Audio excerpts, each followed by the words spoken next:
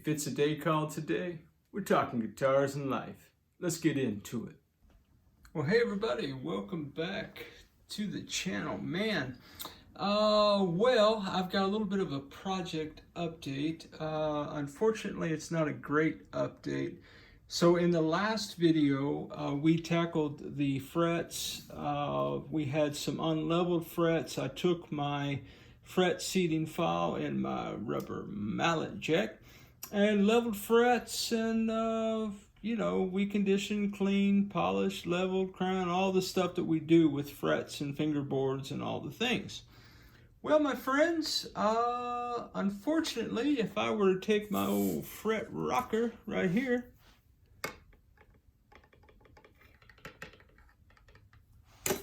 somehow this morning I have unleveled frets.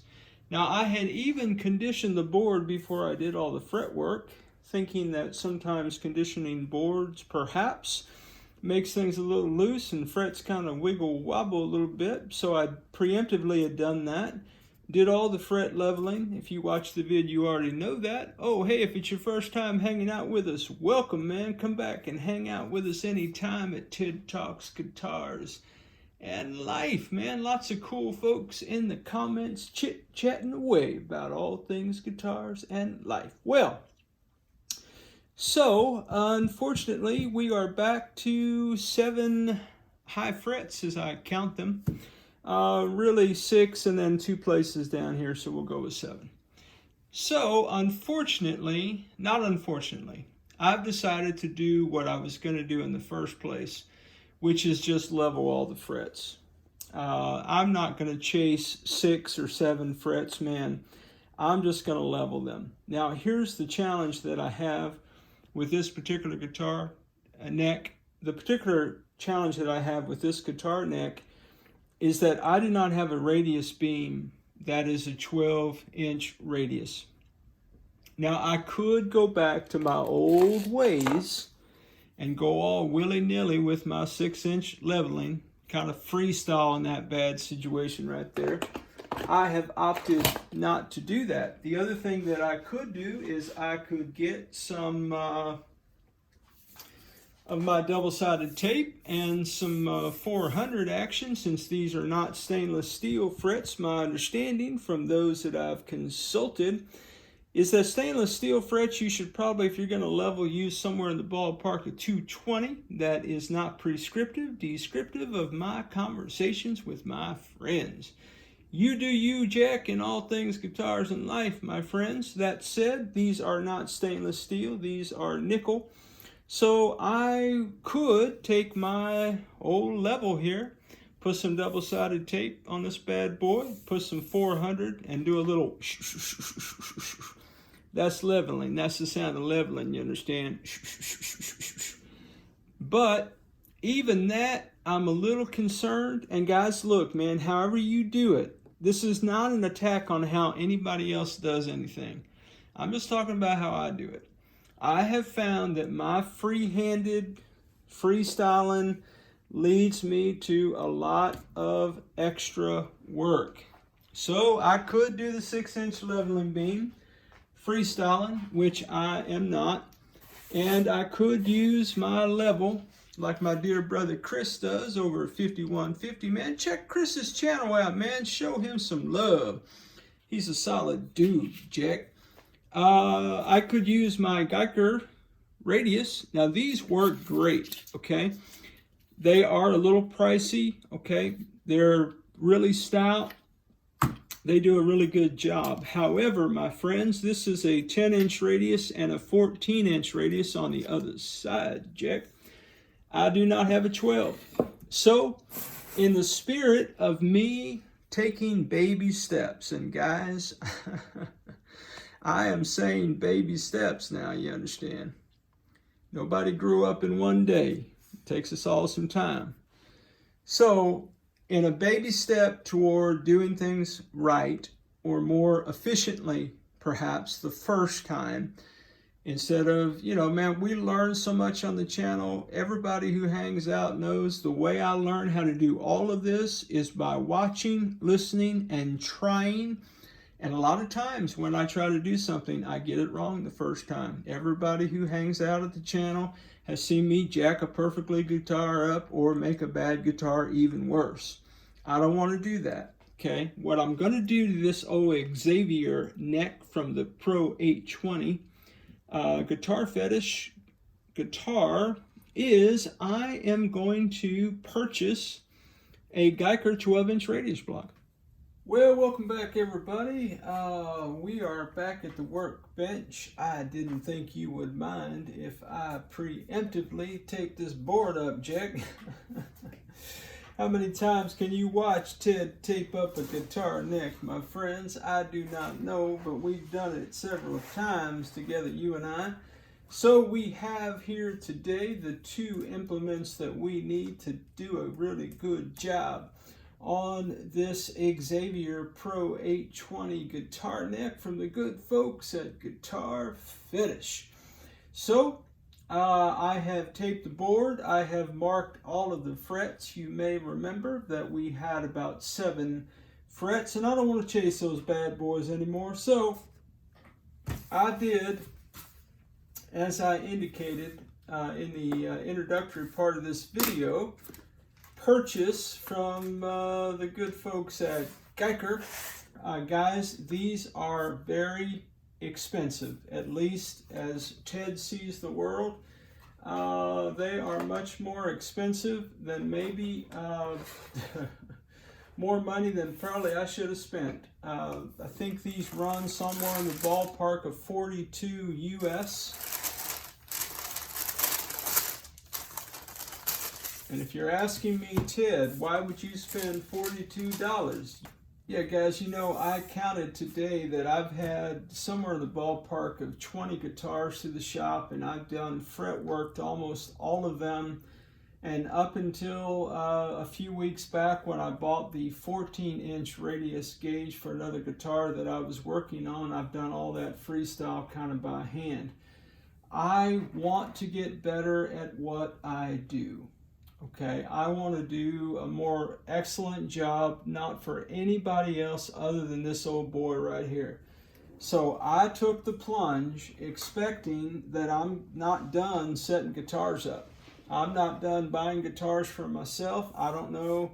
I was talking to a relative today. They've got an old guitar at their house that they want to give away to one of their grandsons. And I said, man, well, if you bring it to me, I'll look at it and fix it up and set it up and all those things. All right, so I took the plunge. Guys, use whatever you want to use. If you're interested in the Guyker, I can tell you a couple of things. They are heavy. They are solid, you know, metal kind of construction deals. So I also picked up some 400 grit sandpaper in a roll with adhesive to it. And I'm hoping that it's roughly the same size as the radius block, and guys, it is.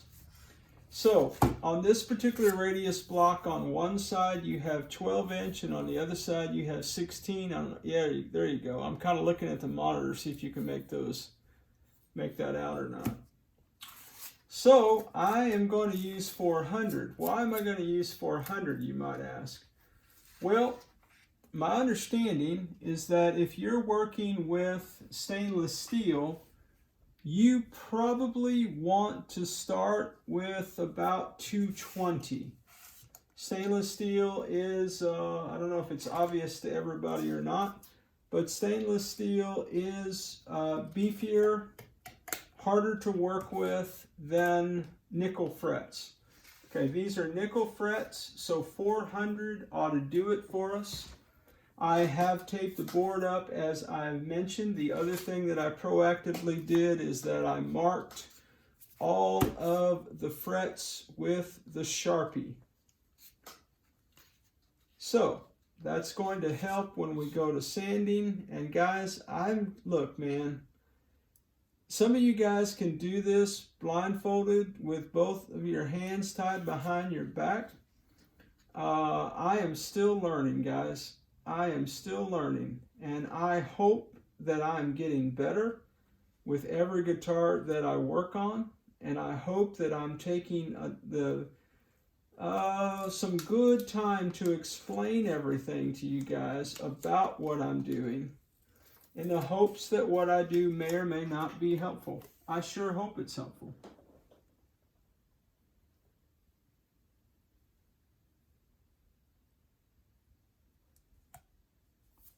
Oh, go tee shot. That's the money. Obligatory go tee shots, man.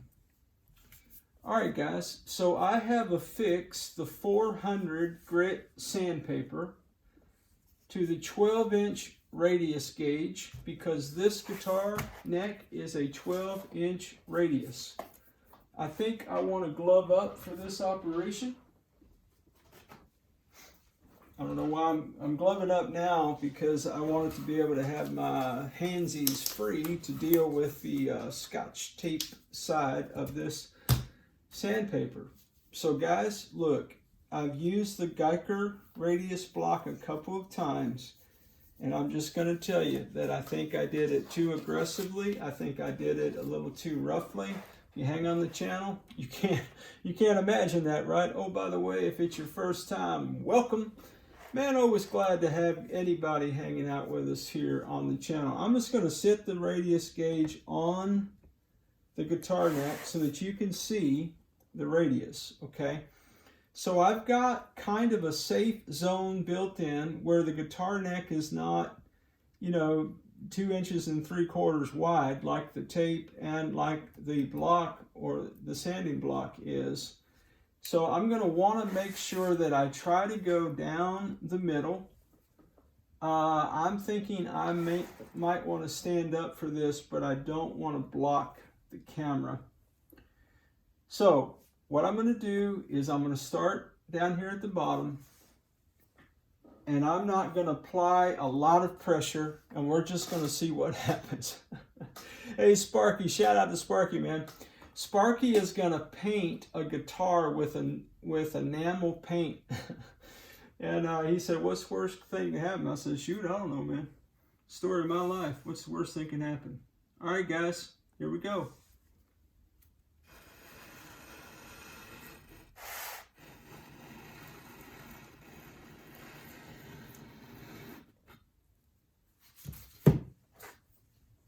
All right.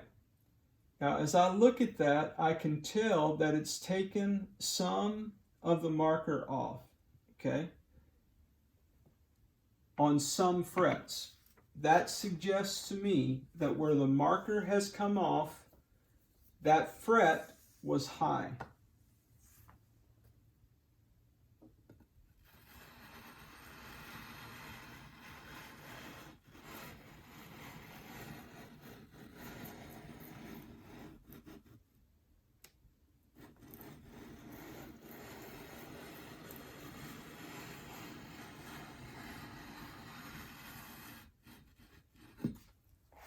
Okay, now, if you're playing the home game, and I believe that you are, we have unlevel frets, right?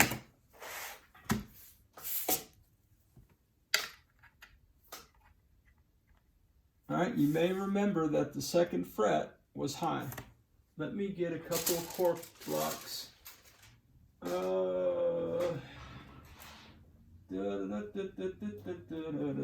Man, what are you guys doing today, man? What is going on? I'm employing the cork blocks because there's some tape on the back of this and I want the guitar neck to be level. Should have done that when you sanded. Yeah, I should have done that when I sanded. But you may remember that the second fret was on level, right? Now, my friends, we still got a little highness in the middle on the second fret. All right. I don't know what's up with that.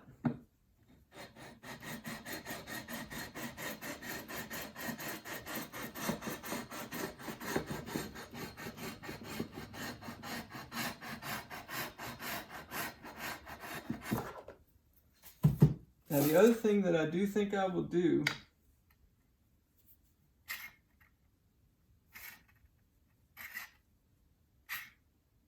Okay.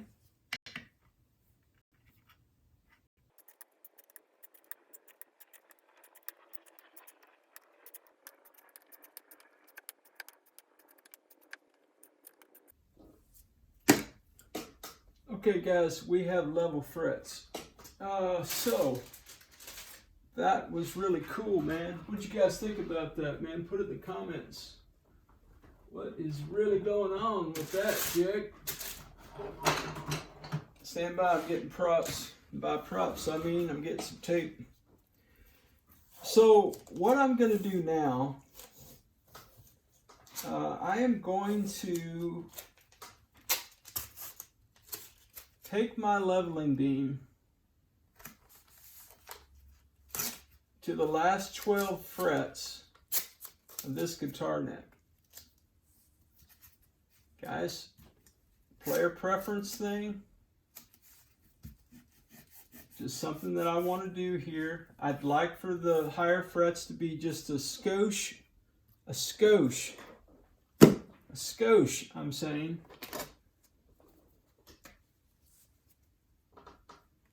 Lower than the previous 11. My marks a lot's a little funky, and I'll tell you why. You'll laugh.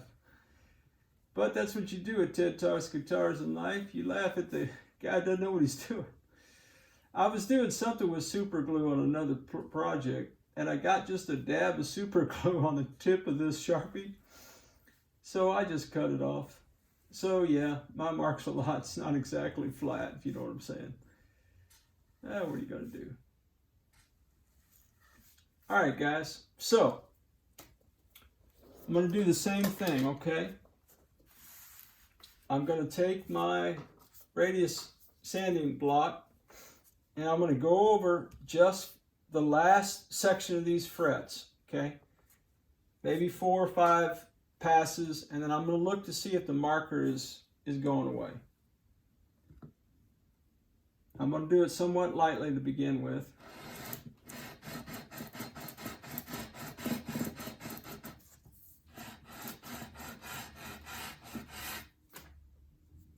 Okay.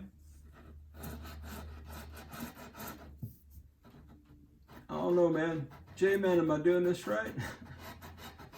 I watch J-Man do this all the time, man, and he makes it look so easy.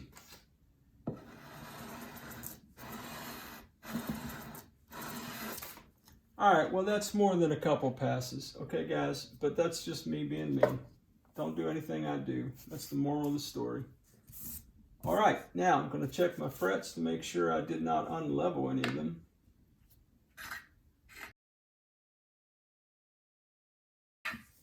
All right, guys. Again, we have level frets. So what I'm going to do now, so because I leveled the frets, now again, patience, all right? Some of you already know this. When you level a fret, what you're doing is that you're flattening the fret, okay? Now, although I purchased what for me was a very expensive tool in this sanding block, I have not taken the plunge to buy what I really want, which is a Music Nomad S-file, kind of that blue rubber kind of thing, because I've heard those are the best crowning files out there. Guys, I'm not telling you need to go buy one, all right? I'm just telling you, just talking guitars in life with my friends, okay? So bear that in mind. It's a friendly conversation about what Ted would like to have, not what you need to get. All right, so there's 2 schools of thought here. With the crowning file, I could use the old Amazon basic kind of a thing. This came in a what they call luthier kit. Guys, I am not a luthier. That's laughable, right? If you hang on the channel, you already knew that. I am going to use my 300 grit StewMac tool as opposed to the Amazon one, just because I purchased the tool, I might as well use it. Okay? So what I'm going to do is I'm going to use the part that's a wider angle. These are medium jumbo frets is what they're supposed to be. So this side should work better for my purposes. And I'm just going to go down these, right? And I'm trying to get a crown. I'm trying to restore a flattened fret to be more, have more of a curvature at the top, okay? I should end up with a kind of a fine point at the top. All right, there you go. I wonder if it's time to fast forward this action, man. Probably is. If it is, man, I'll catch you on the other side.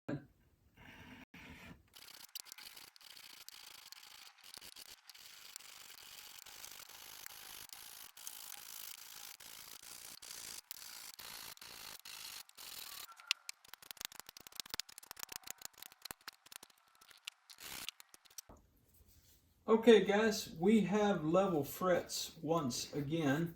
These frets have been leveled. These frets have been crowned. Again, I use my Guyker 12-inch radius sanding block, and I use some 400 grit sandpaper on a 2 3/4 inch roll that I bought on the Zon. I used my implement of destruction, the 300 grit StewMac Z file. Guys, expensive, man. You could probably accomplish the same thing with one of these bad boys right here. Okay, so now it is time for your favorite part. We are going to flappage, dude. We're going to sand us some frets. Let's get into it. How many times can this guy say, let's get into it? Whose voice is that? I don't know what that means.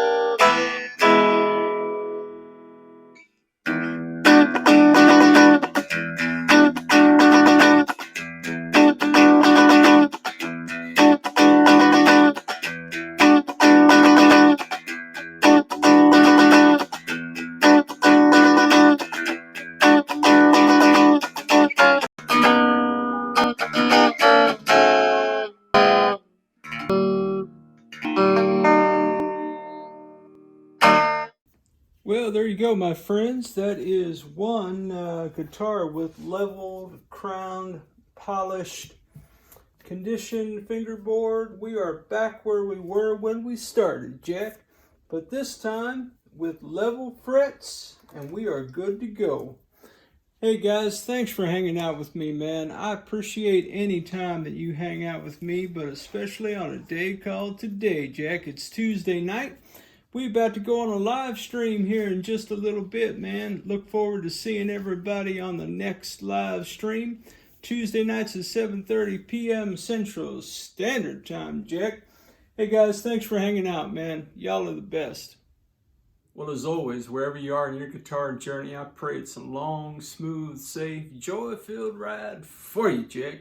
Hey, rock on with your bad selves, everybody. Catch you down the road.